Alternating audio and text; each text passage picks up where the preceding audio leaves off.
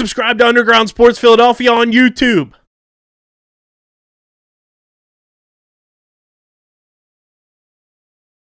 What is going on, everybody? Welcome into episode number 427 of Underground Sports Philadelphia. It's KB coming at you with a Sunday night solo dolo episode of the podcast. Got a lot to dive into between the Sixers making this a whole new series, the Phillies just continuing to rip my heart out, a little NFL talk, and just some news and notes from around the underground. But before we get started, make sure you guys are following us on the socials at Underground PHI, Twitter, Instagram. Got a whole lot of stuff coming down the pipeline this week, next week, and moving in to the month of June, so you don't want to miss out on anything we got popping off, and the best place to follow us is on the socials, at Underground PHI, Twitter, Instagram, Facebook.com/UndergroundSportsPHI, Twitch.tv/UndergroundSportsPHI. You can follow me on Twitter at KBIZZL311. As you can see, it's right below, it's right below my little webcam frame right here on the YouTube. So follow me on Twitter, run up the numbies over there. Follow Matt on Twitter at Matt Castorina. Of course, check out the website, undergroundsportsphiladelphia.com, for all of our written content. Subscribe to the podcast on Apple Podcasts. Leave those 5-star ratings and reviews there, and those 5-star ratings on Spotify. I want to see how we're doing still over in Armenia, but I also want to have our numbers cooking here stateside on the podcast charts. But we're looking at these things right here. Guys, we're number 81 still on the sports charts in Armenia.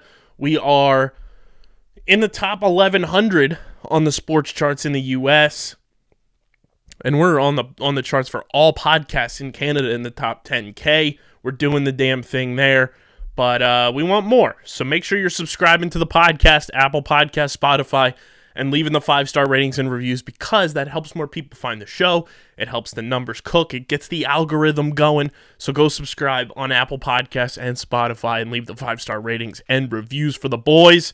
And of course, subscribe to the YouTube channel, Underground Sports Philadelphia on YouTube. Guys, we're 87 subscribers away from our next big milestone, which is 200 subscribers. Obviously, in order for us to really get cooking on YouTube, we need to hit that 1K milestone. So be a friend, tell a friend, subscribe to our YouTube channel. All you need for our YouTube is a Gmail account. That's all you need. So go subscribe to our YouTube channel. Just search Underground Sports Philadelphia on YouTube. Click the subscribe button, click the like button, the bell icon, so you don't miss a single episode of any of your favorite Underground Sports Philadelphia podcasts in full video form. We got clips going out. We got specials going out. Just a whole lot of stuff coming to the YouTube channel. And I got a big announcement for the YouTube later on in the show that you don't want to miss. So stay tuned for that. Big thank you to our sponsors who make this show happen.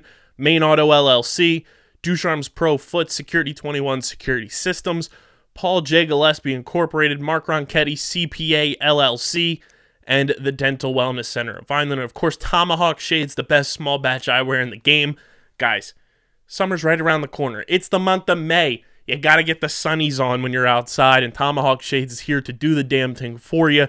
Go to tomahawkshades.com and use code USP for 25% off your entire order at tomahawkshades.com. That's promo code USP at tomahawkshades.com. Use that bad boy at checkout to get 25% off your entire order from our homies over at Tomahawk Shades. Pick up, guys, it's the best place to play the props. It's free to play. Anybody can play. Go to playpickup.com now. Start playing the NL East Run Differential game with myself and Matt all month long for the month of May. We did it all of April. We're doing it all of May. And, of course, you can play season long as well. Go to playpickup.com now. Start building up points on your fan profiles. Cash them in for prizes on the pickup marketplace. That's playpickup.com. Kenwood Beer, the best goddamn light beer in all of Philadelphia. Go to kenwoodbeer.com and use the Kenny tracker to see who's got Kenwood Beer on tap in the Philadelphia area. You got to be 21 or older to do so. And, of course, please drink responsibly. And the homies over at Bino Board. Guys, the Bino League is coming. We're planning out logistics. I think this is going to be something even bigger than just happening with Underground Sports Philadelphia. It might happen in our entire hometown. We got big plans with Bino. So go to binoboard.com. That's BINHOBOARD.com and use code BINOUSP for 10% off your entire order from the homies over at Bino. They got the brand new Mexico World Cup swag, short sleeve shirts, long sleeve shirts. So go cop that over at binoboard.com and use our code BINOUSP for 10% off your order.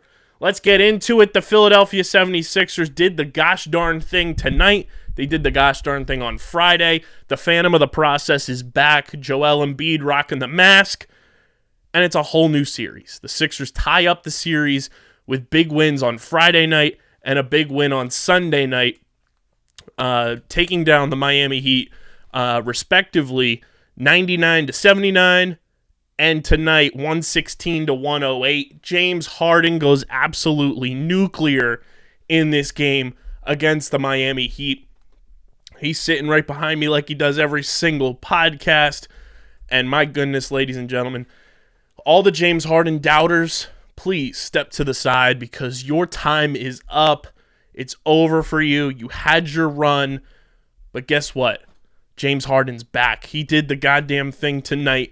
31 points, 9 assists, 7 rebounds to go along with Joel Embiid's fantastic performance.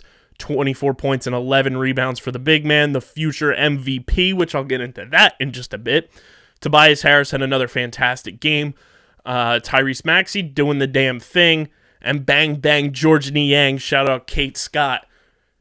He came back to life, hitting threes, doing the damn thing. And the Sixers win this one, 116-108, overcoming a 40-point performance from Jimmy Butler and a 21-point performance from Bam Adebayo. But guess what? It's a whole new series. This second round matchup, it's now best of 3 because it's tied up 2-2. The Sixers can still do the damn thing in 6, and that's exciting as hell. I was watching the game on Friday night and then watching the game tonight. It just goes to show you how much of a force and how important Joel Embiid is to this team. He's a series wrecker. He will come in and destroy anybody in his path.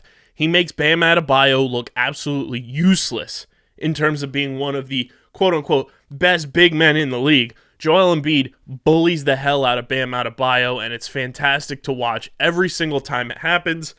He's got no answer for Joel Embiid, and the fact that Joel comes back in off the concussion with the mask on and has just truly turned this series around for the Sixers speaks volumes to how important he is to this franchise. He's the key to winning a championship, and it just makes this team so much better. Like, we didn't already know this, but gosh, not having to see DeAndre Jordan on a court is so refreshing. It's so refreshing. Joel Embiid, he makes this bench longer. He makes everybody around him better. Danny Green has been phenomenal since Joel has returned. Danny Green had 11 points tonight, was absolutely on fire. And then in Game 3, Danny Green also popped off and had 21 points. That's right, the old man, Danny Green, the Green Ranger, did the damn thing, had 21 points in Game 3.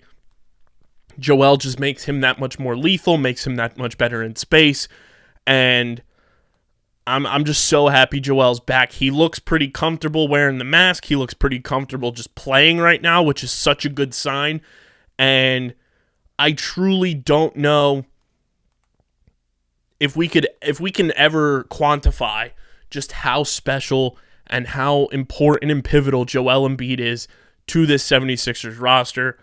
He just continues to impress, and he's going out and showing why the NBA League website potentially leaked that Joel is going to be the MVP. After Game 3, there was an article written on NBA.com, the league's official website, saying Kia MVP Joel Embiid. That's right, no free ads for Kia from us, but it pretty much leaked from the league website that Joel is going to be named MVP of the NBA, which I'm going to do a little quick research here to see when the MVP gets announced. So it gets announced at the end of June. So there's no date set just yet. Joelle Embiid, you look it up right now, or you looked it up the other night. Joelle was listed as the MVP for the 2021-2022 season. You just love to see it. You love seeing the Jokic stands getting upset. You love to just be able to bask in the glory that our guy is the MVP. He's the most valuable player. He's the most important player. This year's NBA storyline, which has gone into countless NBA MVP stories over the past decade almost, if not, the last 7 years, I'd say. The MVP has really been more so of a storyline award and who dominated that season more so than valuable player. And this year was Joel Embiid. He carried the Sixers through 3/4 of the season to make them a destination that James Harden wanted to come to. He weathered the storm of Ben Simmons and made it so that the Sixers could be where they are right now. If Joel Embiid just says, "Oh, we're going to pack it in for the season, this is a lost season," he's not talking about an MVP year. We're not talking about that from him. We're not even talking about the Sixers potentially being in the playoffs right now. That's how good Joel Embiid has been this year, and he took his game from last year where everyone, myself included, Matt included, thought he was the MVP last season, and he's elevated his game to a whole new level, taken his talents to the next step of his NBA career. I'm just so happy for him. He deserves it. He's put in so much work to be able to just come out and prove to the world that his career has not been a fluke. His career has not been this injury-riddled, type of situation. Joel deserves this MVP award more than anybody. I'm so happy that allegedly he's going to get it, and I can't wait for him to accept the award because Twitter's going to be an absolute free-for-all. I can't wait. I can't wait to watch the Jokic stands melt down. It's going to be a beautiful, blissful day on the Twitter machine when Joel Embiid gets announced as the NBA MVP. I'm so happy for the boy. It's just a great time right now for the Sixers. And it was announced after tonight's game that Thursday will be Game 6 for the Sixers and the Heat, and that will happen at 7 p.m. Eastern Time. So at least we have a time and a tip-off for that Thursday, May 12th. As I'm recording this Sunday night, Tuesday will be Game 5 at 7:30 p.m., and then Thursday will be a 7 o'clock tip-off at the Wells Fargo Center, potentially with the Sixers ready to rock and roll and win another series and finally advance to the Eastern Conference Finals for the first time since 2001. The last time the Sixers were in the Eastern Conference Finals, ladies and gentlemen, I was in first grade. I was in first grade, and that's the AI step over. That's like my first recollection of Sixers fandom. That's what I remember most vividly when I started watching the NBA. I need more from this team, and Matt and I have talked about it time and time again, that the Sixers just cannot continue to fall in the second round of the playoffs. From 2018, the confetti year, to the fucking Kawhi game, to the 2020 bubble, to last year against the Hawks. You need to get over that hill now. And there's no better way to do it than Joel overcoming adversity once again, proving the haters wrong, beating his former teammate who he loved, that we traded away pretty much, essentially, to the Miami Heat and Jimmy Butler, and taking down, Villanova's favorite son, Kyle Lowry, future former Sixer. It's to be able to take down the Heat to get to the Eastern Conference Finals would be fantastic. Probably a series against the Bucks or the Celtics, obviously, looming after that. Hopefully those two teams just continue to beat each other up, and that series goes 7. Give the Sixers a little bit more time to rest if they can pull off the upset down in Miami and steal a game on the Heat court. That would be the ultimate thing, because Heat fans are frauds. Let's rewind to the LeBron era when People were leaving the stadium when they were down, and then Ray Allen hits that shot. They're trying to claw their way back into the arena. Heat fans are frauds. First and foremost, they are big-time frauds. They're casuals, and before LeBron James was there, unless you were diehard living in Miami, following Dwayne Wade's career, you're not a Heat fan. You're a bandwagon hopper onto the Miami Heat, franchise, and you just stuck around once LeBron dipped out, and you were still rooting for Dwayne Wade. You're not a Heat fan. Sorry to break it to you. If you're on NBA Twitter and you claim to be a Heat fan, please check yourself. The Sixers, though, they have a real big opportunity in front of them on Tuesday night to go down to Miami, steal this game, and go up 3-2 with a shot to close this out at home. The Wells Fargo Center would be rocking. The only thing I ask is make the bell ringer so generic because we cannot win big games with a big game bell ringer. For whatever reason, it just always fails. I don't know why, but if the Sixers come back from Miami on Tuesday night, up 3-2, you need to make the bell ringer so generic that it's like painful. I can't stress it enough. Like, you need to just pull Butch from Manayunk off the street and be like, hey, Butch, you're going to ring the bell tonight because we need to get this job done. Sixers have a big opportunity in front of them. I'm pumped. And they just continue to impress, especially now that Joelle's back on the court. They look like the team we know they are and that they're going to continue to be. So let's keep this train rolling. Let's keep this thing going. And also, we'll probably talk more about this on Wednesday too, but DJ Pauly D, rocking the Joelle Embiid jersey at one of his more recent sets that he was at, one of his shows, liking our tweet on Twitter, said, hey, we'd love to have you on the podcast sometime. Like that tweet. So, Pauly D, this is our call out to you, from me to you, as a fan of Jersey Shore, and clearly you a fan of Joel Embiid. We'd love to have you on the show to talk a little Sixers, talk a little Embiid, and let's get this thing going. Pauly D on Underground Sports Philadelphia needs to happen. Let's make it roll. We need the blowout boy on Underground Sports Philadelphia. Needs to happen. Shout out to Pauly D for repping the process and interacting with us on Twitter. Absolutely dope. Shout out Pauly D.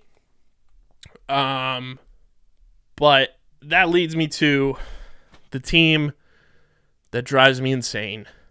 And you already know where I'm going.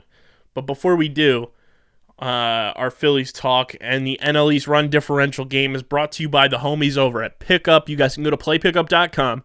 Start playing the hottest headlines in sports created by content creators, bloggers, and podcasters like myself, like Matt, and a whole bunch of people across the world.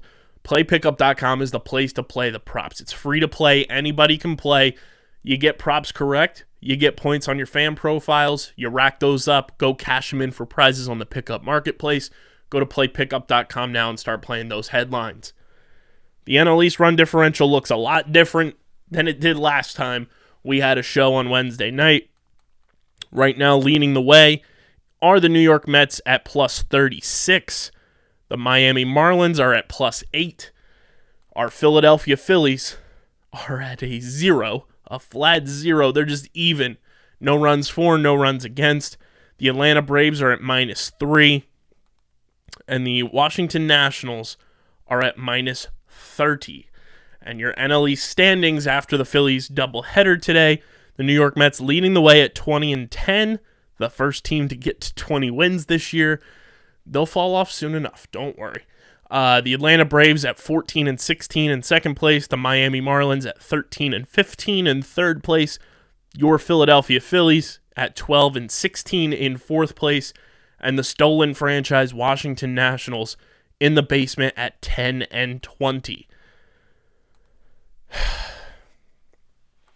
First of all, Friday night's Phillies game was one of the biggest debaucheries I have ever seen from this franchise. They are up 7-0 at one point in this game. 7-1 going into the ninth inning. And they blow the game. They lose the game. The Mets score 7 runs to to make it an 8-7 game. 7 or 8 runs total to win the game in the 9th inning. For the first time since 1994. I was 1. I don't even know if I was 1 yet because my birthday's in October. For the first time since 1994, a team came back from being down 7 or more runs in the 9th inning to win a game.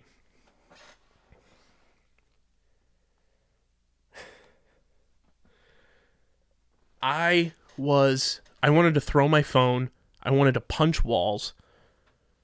There's no excuse for that, and there's no way Joe Girardi should still have his job today. The fact that this team went out and blew a 7-1 lead in the 9th inning at home. What are we doing? Now, I know one of the calls from the umpire shafted us, and we got absolutely screwed by it because it should have been a strike, but it was called a ball that would have ended that at-bat for whoever was up to bat. I forget who it was. But my goodness, the fact that Joe Girardi was not fired on the spot, it just continues to tell me that this Phillies team is complacent. No matter what they do to go out and sign guys, to go and make this team better, to try and, mask the deficiencies that they do have, they are just complacent and they are okay with mediocrity at the leadership positions of this franchise. Joe Girardi looks like he has no interest in being in the dugout. No interest whatsoever. I don't understand why he's here. I don't understand why he wants to keep this job. He looks like he has no interest being a Major League Baseball manager and has no awareness that everyone sees it. He is such a lame duck manager, it's not even funny. I truly am flabbergasted as I sit here Sunday night. Why does he still have a job? Why was he not fired? I know it's early in the season, and I know you don't want to go through, the entire summer and go through, a potential September run with an interim manager. But enough is enough. Joe Girardi is bad, guys. I'm going to pull up the Phillies records over the last 3 years because I'm going to pull up Joe Girardi's records.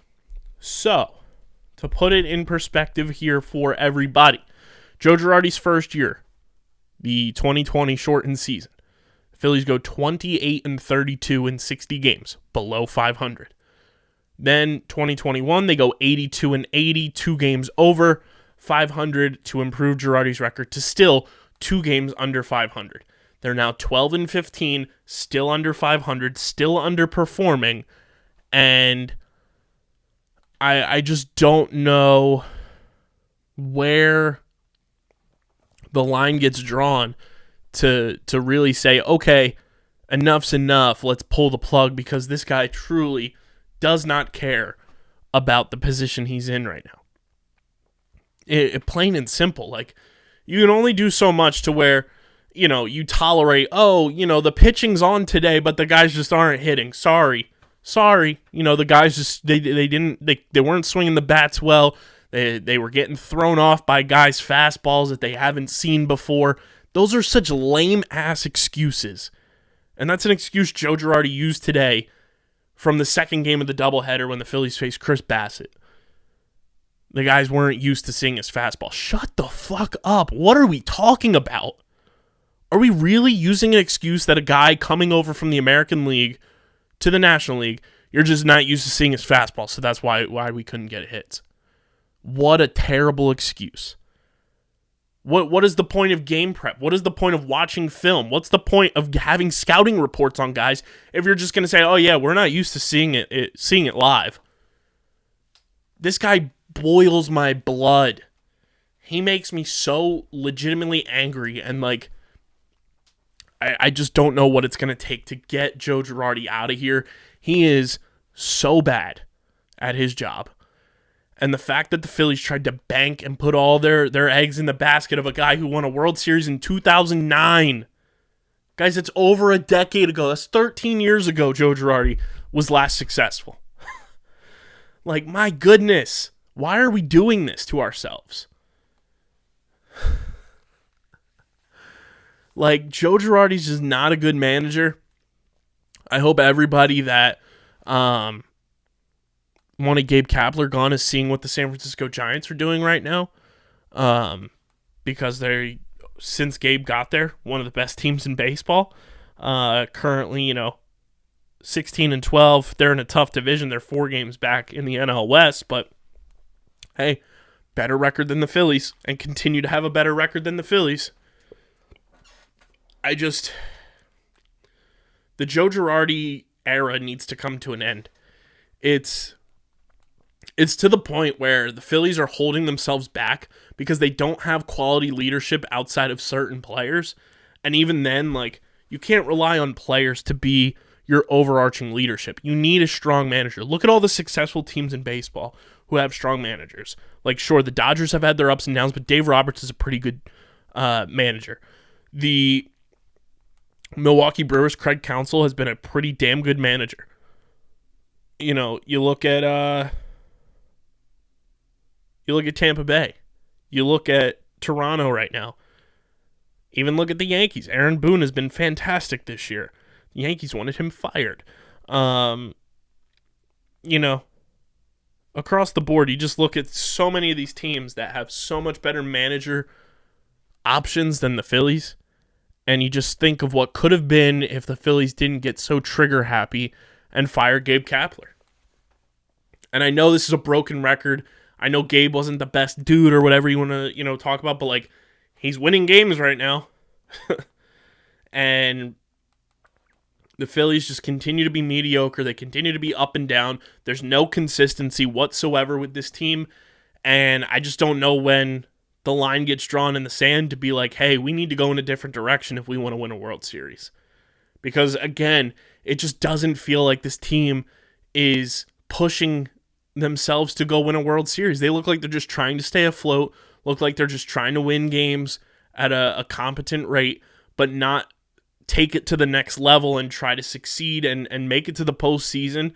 Because, FYI, the Phillies have the second longest postseason drought in Major League Baseball, only behind the Seattle Mariners, who are a pretty decent team this year, and if things start to go their way, they could end their postseason drought before the Phillies do.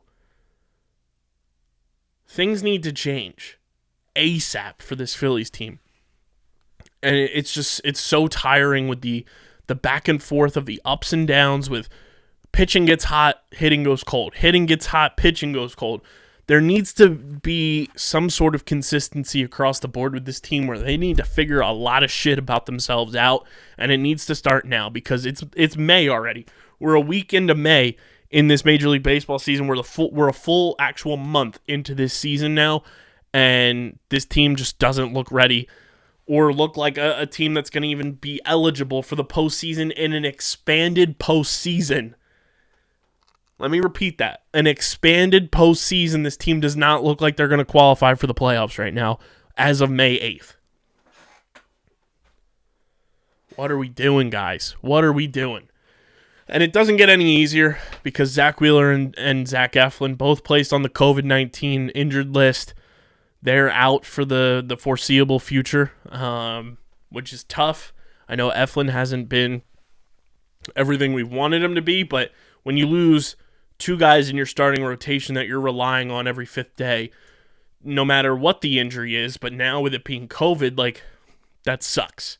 That absolutely sucks. I hope both of them, hopefully it's not too brutal for them. Hopefully they get recovered quickly and they can get back out on the mound as soon as possible. But now, you're juggling your rotation going into a West Coast road trip where you're trying to, just plug and play. And again, it's just inconsistencies.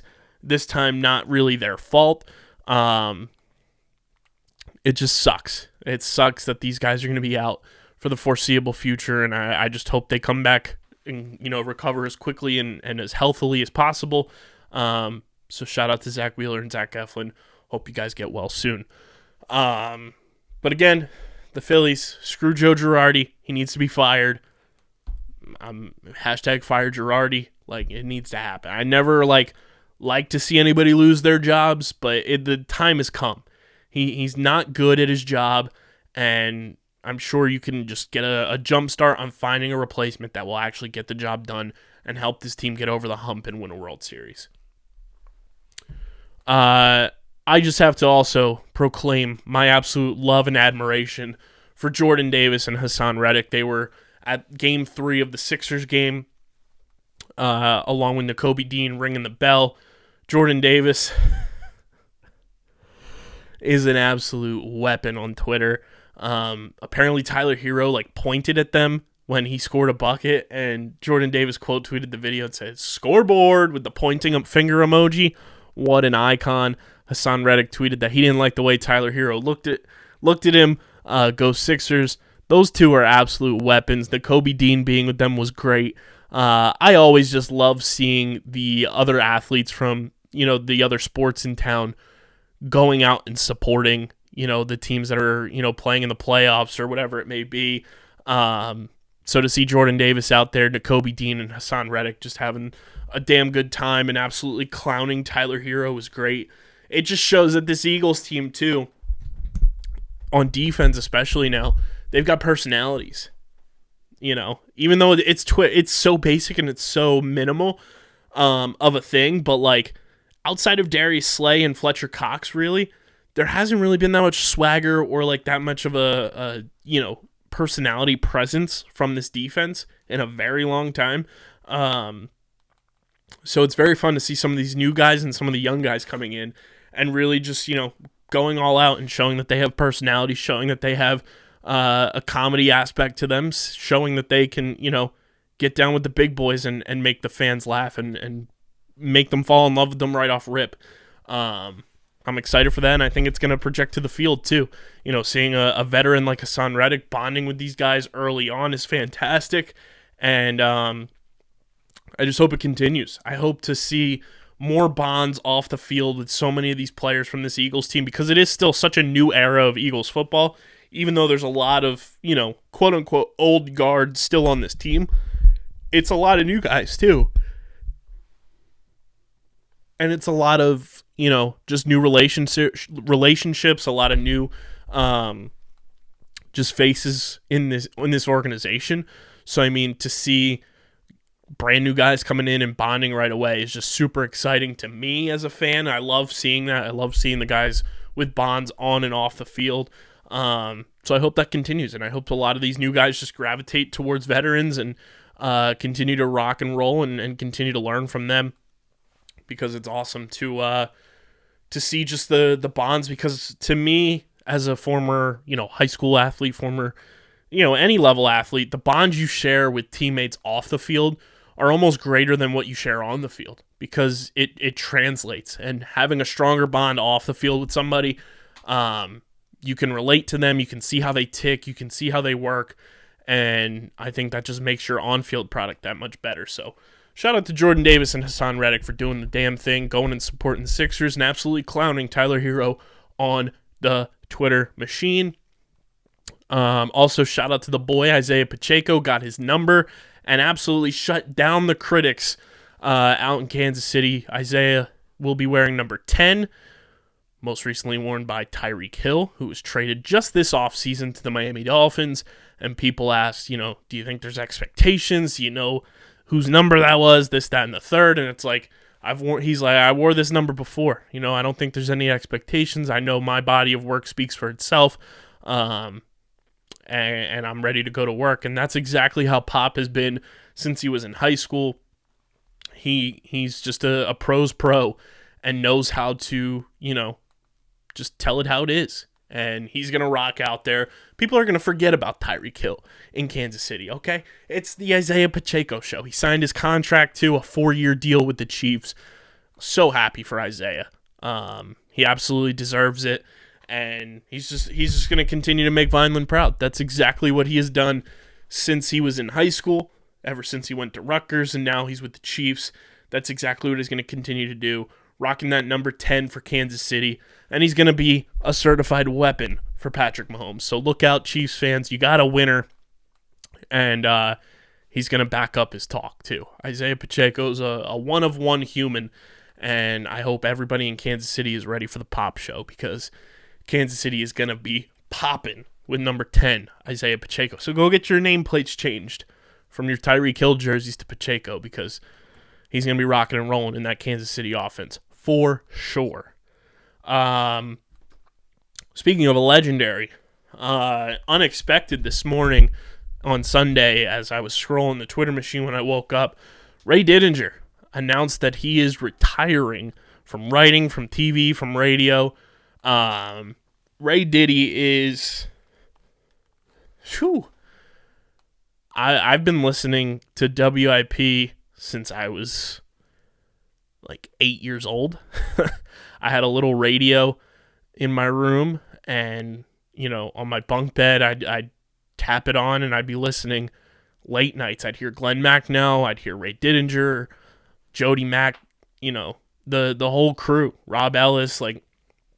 And then as I got older, got my car, got my license, you put WIP on in the car, you're driving on a Sunday, Ray Diddy's on the radio, he's on your TV for, you know, Comcast Sportsnet into NBC Sports Philadelphia. You read his writing all across the board. He's a big influence on so many people, myself included, as to why we get into this field, why we get into the world of sports, whether it's writing, whether it's talking into a microphone, you know, whether it's in front of a camera, whatever it may be. Ray Diddy, if you ask anybody in the Philadelphia area that is doing this media thing, you ask them how much of an influence did Ray Didinger have on you as a kid growing up, wanting to do what you're doing now. I guarantee you 99.99% of people would say some sort of influence for them doing what they're doing comes from Ray Didinger. He's one of the best to ever do it. He's a Hall of Famer. The fact that he got to see every single team win a championship in his career, you know, in sports is everything I aspire to experience. You know, I'm 3 out of my 7 that I'll get, because the Union, the Wings, the Sixers, and the Flyers all still have to win a championship for your boy. I got Villanova twice. I got the Phillies when I was younger, and I got the Eagles, obviously, that kickstarted this whole podcast network. But Ray Didinger is just a legend. Doesn't say enough about how iconic he is and how pivotal and important he is to the world of sports media in the city of Philadelphia. He's going to be missed so much, but he deserves this. He's put in so much time, effort, hard work. He's 75 years old. He's going to get an opportunity to, you know, watch his grandkids do the damn thing at whatever they decide to do. You know, he's got grown kids too, and he's going to be able to enjoy, you know, spending time with his wife. Couldn't be happier for Ray Didinger. He is somebody that one day, if the opportunity ever arose and, you know, he had time, I'd love to just sit down with Ray Didinger and have a conversation, listen to the stories that he'd be able to tell. I'm sure he's told time and time again. He is somebody on my bucket list to just sit down and have an engaging and just knowledgeable conversation with, and pick his brain about just the world of sports, how he's seen things change over the years. You know, from the newspapers to TV to radio to the digital space, he's seen it all. And, you know, I couldn't be happier for somebody as professional and as tapped in and as pro as possible that Ray Didinger is. So my hat's off to Ray Diddy for putting in so much time into the world of Philadelphia sports. We are going to miss you behind the mic. We're going to miss you on TV. We're going to miss your writing. And we're going to miss those notepads. But congrats to Ray Didinger for one hell of a career in Philadelphia sports. The big news, though, from us is that we are going to have kind of an ongoing docuseries, I would call it right now. Don't know exactly what it's going to be fully called. But as you guys know, NFL draft weekend, I was hanging out with underground athlete, the OG underground athlete, Jamil Demby, home getting the key to the city of Vineland, you know, commemorating his Super Bowl championship. and got to spend an entire weekend with Jamil for the first time since like high school, being around him that long. And, did a bunch of filming, did a lot of documenting of things that weekend. So we have a trailer coming probably Wednesday. Going to release the first look trailer for Just a Kid from Vineland, the Jamil Demby docuseries, coming to our YouTube channel. It's something I want to work on and just have ongoing, but we're going to have the first couple of installments into the series coming very, very soon to our YouTube channel. Just a Kid from Vineland is something that myself and a lot of people from Vineland who have been able to take talents to a new level, like Jamil has. We say it all the time, I'm just a kid from Vineland, and it's something that has always been in my head to use, and I think this is a perfect opportunity to use it here for this docuseries. I have a lot of footage that I'm going through, and I want to make this a big-time project on our YouTube channel. So Just a Kid from Vineland, the Jamil Demby docuseries, coming to the Underground Sports Philadelphia YouTube channel soon, and the trailer dropping later this week as you guys watch and listen to this episode, so stay tuned for that. I'm so excited. Can't wait. And I can't wait to just show you guys the footage that we got from that weekend, and Jamil getting the key to the city and a whole bunch of other stuff from behind the scenes, and just hanging out with him and having a camera pretty much always on. It was a blast, and I hope we get more opportunities to do that here in LA, whatever it may be. Really want to make some magic happen with Jamil and really just showcase what an awesome human he is, and he's been getting down with us pretty much since Jump Street. So very, very excited to show you guys the trailer later this week and show you guys what we're cooking on the YouTube and what our YouTube channel is going to bring outside of podcast episodes as well. The podcast episodes are going to be staples on our YouTube channel. They're always going to be there. And eventually, once, we're big enough and enough people are recognizing what's going on there, each podcast will get their own individual YouTube channel. And once we have people working strictly for us on a YouTube side of things that can really help us out, that'll be massive. And then we can put more original content, more docuseries, more web series, different types of stuff on our main channel. That's the whole goal, is to just grow this thing to new heights and new levels. We're navigating YouTube for the very first time as a company. And if you're out there listening and you want to help us out and you want to be part of something special, hit us up on the socials at UndergroundPHI on Twitter and Instagram. Email us, undergroundsportsphi@gmail.com. I am looking for interns this summer. Going to need them big time. Looking for at least 2 that are going to be working strictly with me and working for Underground Sports Philadelphia as a whole.